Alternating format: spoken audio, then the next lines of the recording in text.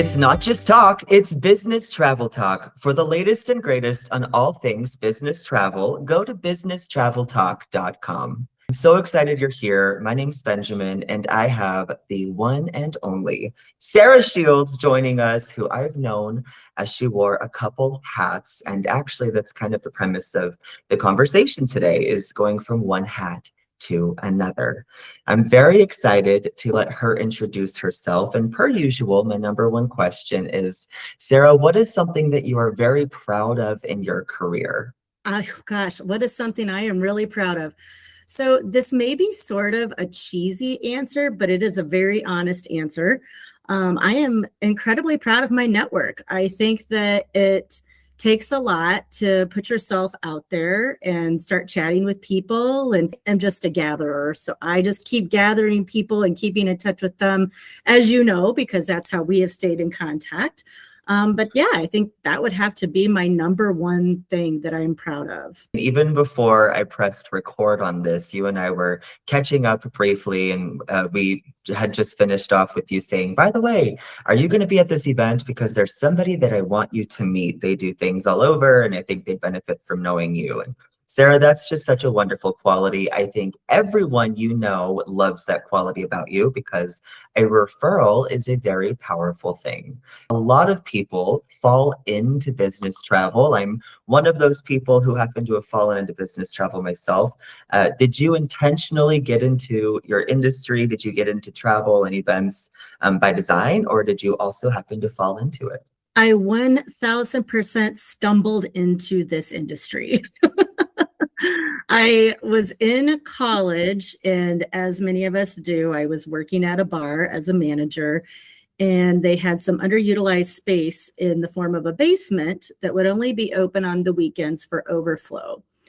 And I kept thinking, dollar signs, dollar signs, dollar signs. How else can we use this space to bring in more money? This was at a time, not to age myself, but when event producers or on-site event managers were not fully a thing quite yet. Usually it fell under somebody that was doing marketing or some sort of communication. So I basically started creating events to fill up that space, whether it be a charity event or I think I had some class reunions down there. Just really sort of got into it. And then when I moved to Chicago shortly after, I realized, hey, this is actually a thing and I really like doing it. So I just sort of hit the ground running and never looked back. As so many of us do, it's so easy to fall in love with the business travel industry.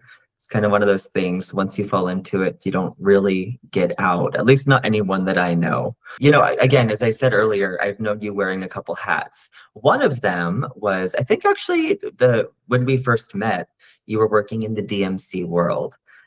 So this is business travel talk, and this is intended for really anybody who's interested. That being said, not everybody listening will know what a DMC is. So would you do me a favor and explain what is a DMC and what does working in that world honestly look like? Not the marketing looking to hire ad, but what does it actually look like and feel like to be working at a DMC? I'm so happy that you asked this question because I was just renewing a certification about a year and a half ago.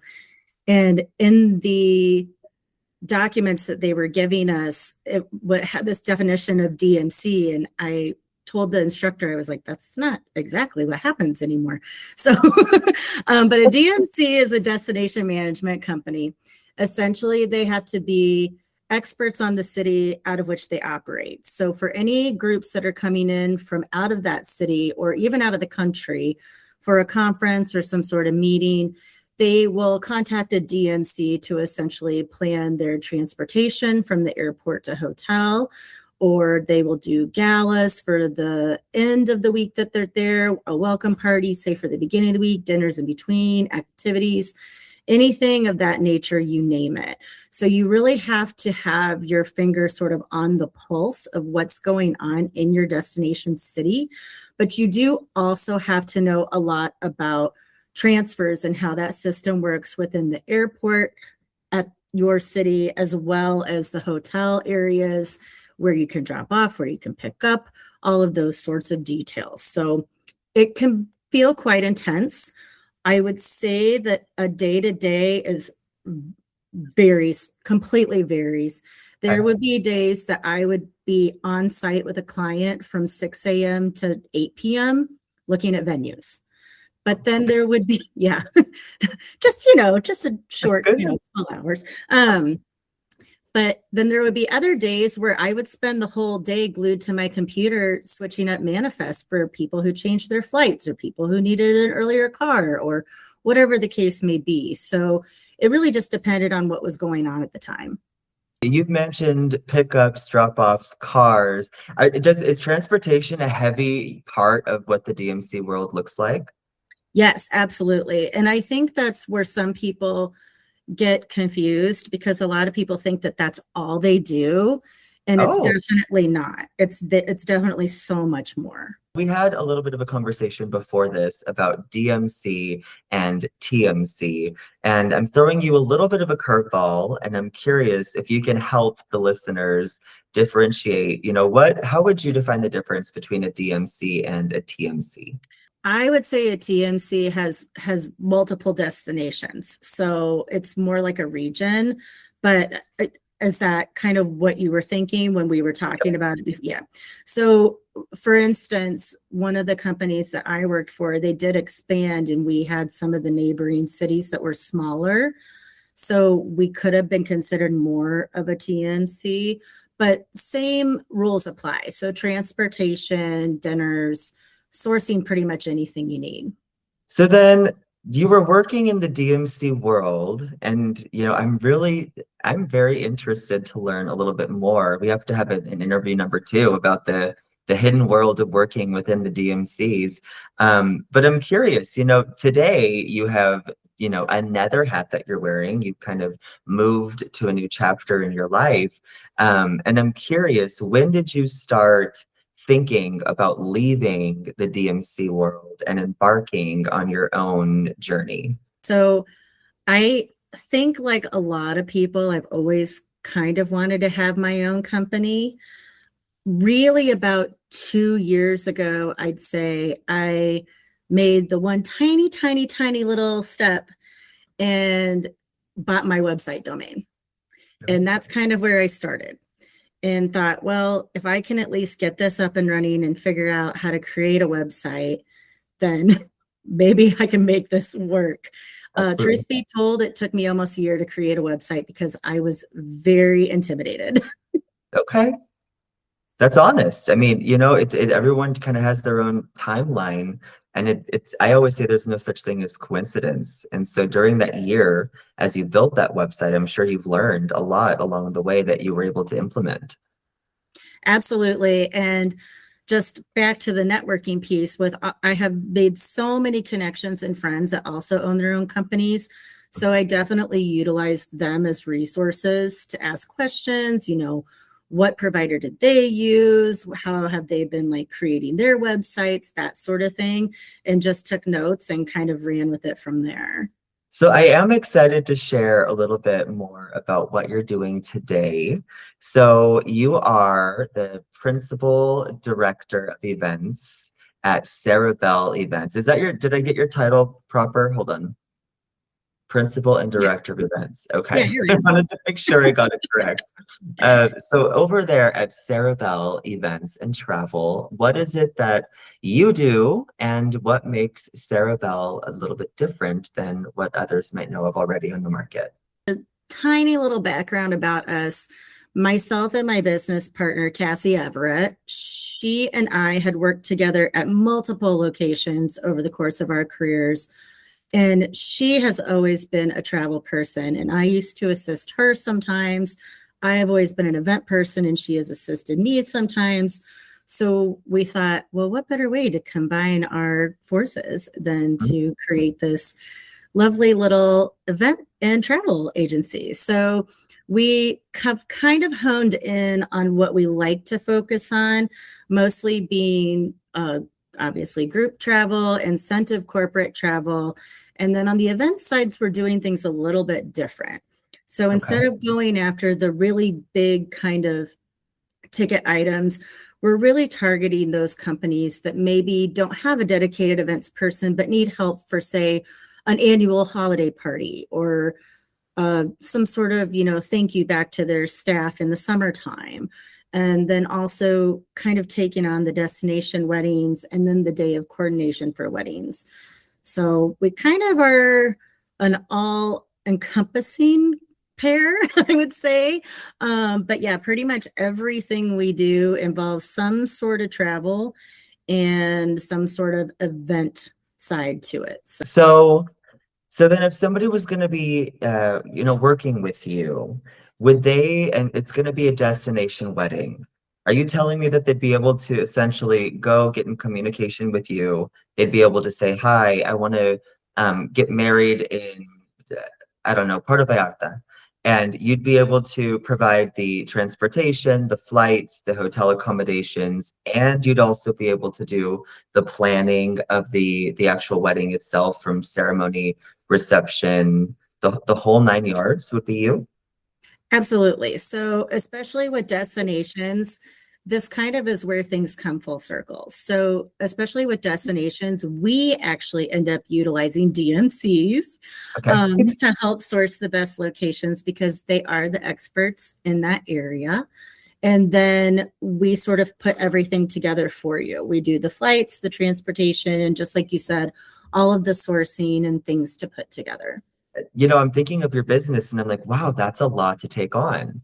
And you left something that you were really comfortable in. You were working in the DMC market for a long time. And that when you're doing that, there's a certainty. You know where that paycheck's coming from. You know where those clients are coming from. There's a certain guarantee that comes with working for someone. Now that you're on your own, what would you say one of the most challenging parts has been with regard to leaving something that you were so comfortable in? Two parts there. One, you hit the nail on the head. The guaranteed income, having PTO, having a 401k, having insurance, all of those things. In addition to that is just finding the income. So meaning finding those leads, finding those clients, and then getting them on your side to trust you and keep recommending you over and over again. Really just building it up. But then it goes back to the networking thing. So it all comes full circle, and you just kind of have to give yourself time and be very gracious with it, because it definitely does not happen overnight or even in 3 months. Amen. And I think that's where so many people really trip up a little bit, is it doesn't happen quickly. It's something that you have to love, and it's something that you have to be willing to put in the time and the hard work. And I know through business travel talk and other endeavors, you really have to love it. Otherwise, it's not going to be the successful entity that we're creating. And, just from what you shared with me about the projects that you're working on, it sounds like you're doing something right, Sarah. And it's so fun to watch, and kind of hear your story. But in every story, right, there's the good and the bad, and there's some scary parts and some risks. And so as you think about, as you were joining, as you created this, what was I would say the thing that you were most excited about? And also, what was something that you found the most scary, if you will, as you were embarking on this? Let's see. Everything has been really exciting, to be honest. Even the things that have started out frustrating have ended up being exciting, because when you accomplish them, you're like, yay, I'm not stupid. I do know what I'm doing. Yeah. But I think that, some of the scary things is just what comes with anybody who's starting their own business. And like I said, I've made really great friends along the way who also own their own events or travel or similar in that industry businesses. And I think the biggest scare is just the failure, like having to someday be like, I can't do this anymore. I'm not making enough money to really like sustain myself or sustain my employees, or for it to even make sense. So I think that's definitely the scariest part. I try to throw in some questions that might be a little more holistic, if you will. So we're talking about the S word, scary. When you're scared, when you are around fear or you feel fear, How do you react? Are you someone that, I guess this goes to fight or flight, but are you someone that runs towards the fear or do you run away? I run towards it at full speed with a helmet. That's my girl. Um, Boy, I could tell you some stories, but we don't have enough time. No, I've always kind of been that way. I'm just somebody that has always sort of, especially with things that are difficult conversations or unpleasant situations, I always kind of want to attack them head on and just get it over with and move on. I don't like to dwell on things. I don't want to think about it anymore. I just want to remedy it and keep going. That's the way to be. I mean, it's like almost like the Band-Aid thing. Do you want to rip it off or do you want to slowly Exactly. just peel at it? And I'm the same way. Let's just rip this baby off and move on with life.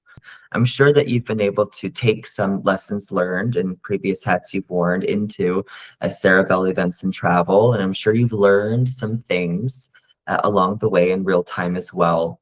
Do you have any examples of things that you were able, some lessons learned or some experience you brought from working in the DMC world, in addition to some things that you learned on the fly in real time?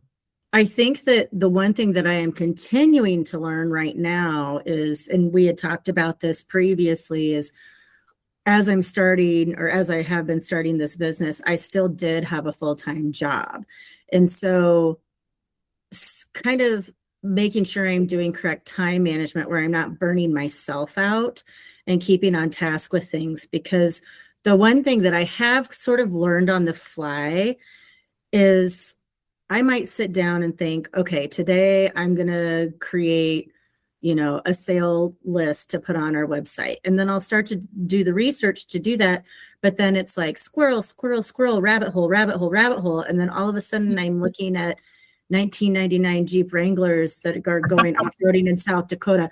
You know what I mean? So it's kind of like keeping yourself on track when your mind is already kind of ready to shut off. And I think that's been one of the most challenging things to learn on the fly lately. I'll have you know that my favorite animal is a squirrel. I have galvanized statues of squirrels, squirrel paper clips. I have squirrel license plates, squirrel socks, squirrel tie clips. You name them, I have them. So when I you am say, so excited about that because I love squirrels too. And I am the only person I know that dressed up as one for Halloween one time. oh, don't make me pull out my squirrel onesie because Now I'm we jealous. can I go need a there. squirrel onesie immediately. You kind of just, my next question is going to something that I think you started to touch on. Although I'm actually not sure. Have you always worked from home or was your previous role in an office setting? No, I have not always worked from home. All of my previous positions have been hybrid, where I can kind of, if I've been in the office or on site with clients for 14 hours, then maybe work from home the next day kind of thing. So that's been nice. But yeah, I've always been kind of a hybrid. But I'll be honest, my sister is not somebody that can concentrate at home. She is definitely squirrel, squirrel, squirrel. I am somebody that concentrates way better at home because I don't have my coworkers to distract me and be goofy and funny and gossip. Bless their hearts. We love that though. We love that though. I Yeah. preach on that. Human interaction is the new luxury, but you gotta come to one of my sessions for that one. Okay, so then I feel like you almost answered it, but then how has your current role differed from when you were in more of like a traditional role? Definitely working from home solely. And my business partner and I do not live in the same state. So we have to have, like our video calls fairly often and just kind of being mobile a lot. So I have become an expert on talking to text in my car or talking to email in my car. I am so good at the punctuation now, it's scary that people can't even tell the difference. But yeah, just coming up with like ways to get things done quicker. So I'm just not always glued to this space exactly where I'm at. Yep. Thank God too for like the networking things because I have to censor myself a little bit when I get to those because sometimes if I haven't been by around a person in a week or two, I get to one of those and I'm like, because I'm so excited to be around people. But yes, they definitely help. But I So will say with regard to working environment, I find that I'll go from like working from this desk to working from the dining room table to working like on the floor at the coffee table and kind of mixing up my work environment. That's been something that's been helpful for me. I don't know, change of scenery. Um, so then with regard to, and I know we're coming a little bit, I actually have a few more questions, so apologies for taking up so much time. But with regard to SaraBelle Events and Travel, is there any projects that you're working on right now that you can share with us? I know there's some things you can't share with us, but as far as things you can share, are there any projects that you find noteworthy that you can tell us about? yeah, so I have a couple. One is client based, and that is we are working with this awesome group. It's about 500 people that are bringing their spouses with them on an incentive travel for a full week. Wow. Yes, so we're planning their full week in the Caribbean, I think is where we're headed. And they changed their mind a few times, so we'll see. But right now, today, it sounds like the Caribbean. And it'll be really fun because we have chartered flights for them, so they have their own plane. We have like fun welcome gifts with, you know, the little sleepy masks and like cozy pajamas to wear on the plane if they wish. All kinds of fun stuff going on. And we'll have, you know, like a party out in the middle of the ocean on a boat, all the things. So that one's been really fun to plan. It's not until later next year, so that's going to be great. On the business side of things, we are working on adding 2 pages to our website.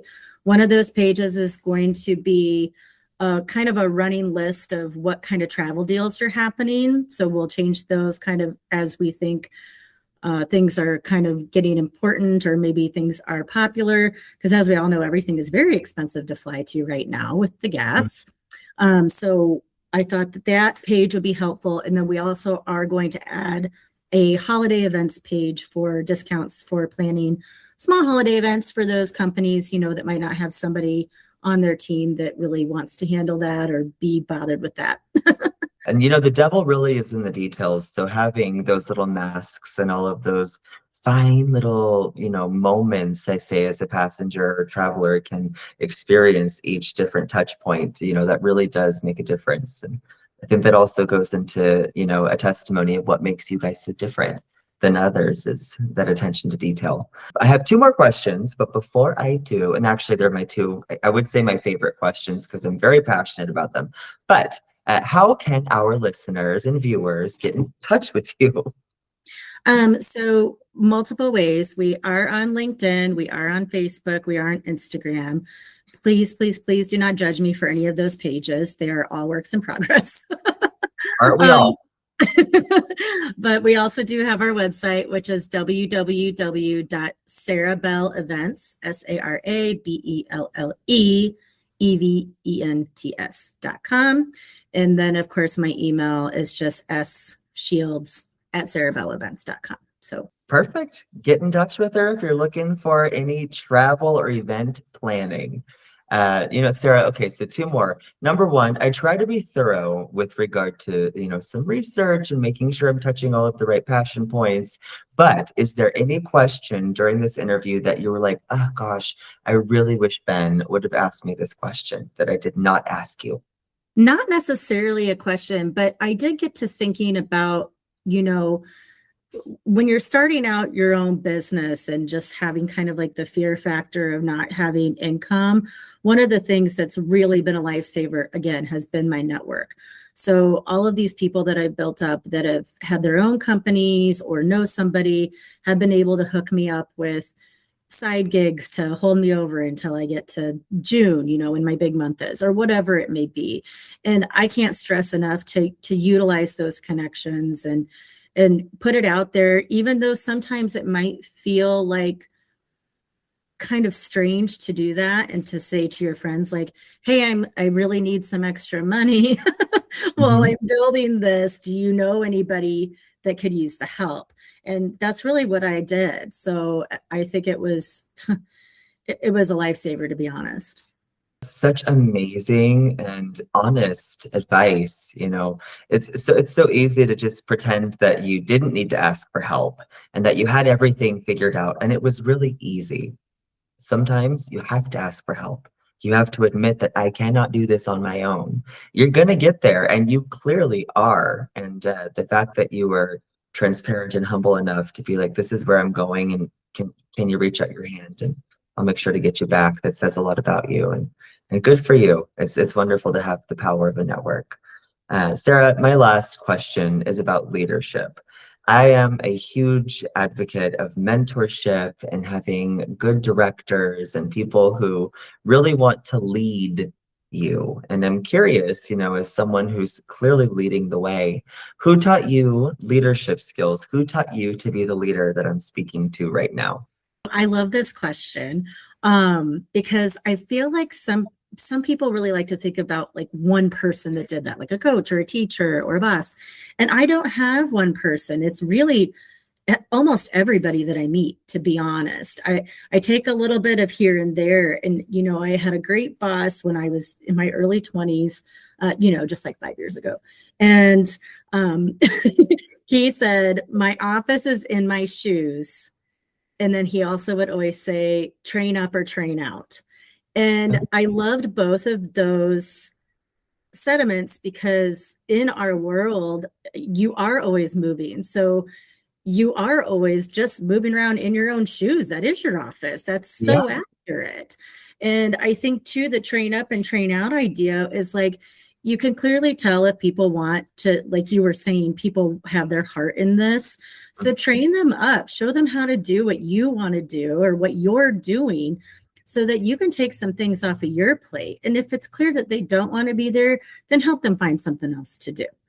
I don't think that there's really been any like individual person, but yeah, just like a collaboration of bosses over the years that have just done great things that have just stuck in my head.